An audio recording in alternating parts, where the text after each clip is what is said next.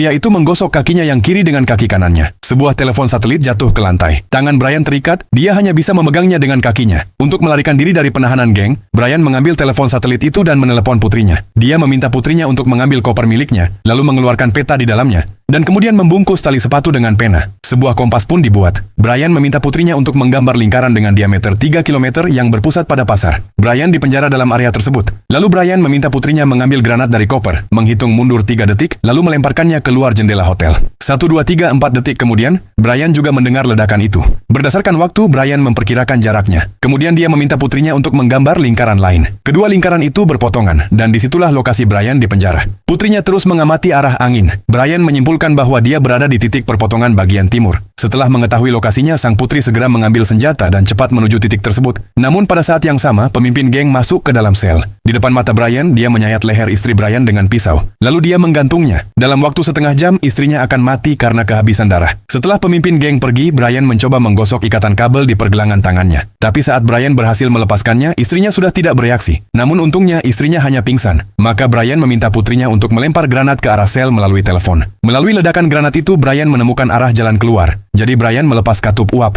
Putrinya melihat cerobong asap yang mengeluarkan asap. Pada saat itu, geng bersiap untuk masuk ke dalam sel. Brian mengambil pistol dan menyergap mereka diam-diam. Lalu Brian meraba jalan menuju ruang santai milik geng dan dengan cepat menghabisi semua orang. Kemudian Brian menuju ke arah putrinya. Saat itu, sang putri sudah ditemukan oleh geng. Geng itu hampir menarik pelatuknya. Untungnya, Brian datang tepat waktu dan menyelamatkannya. Dan begitulah Brian berhasil menyelamatkan keluarganya.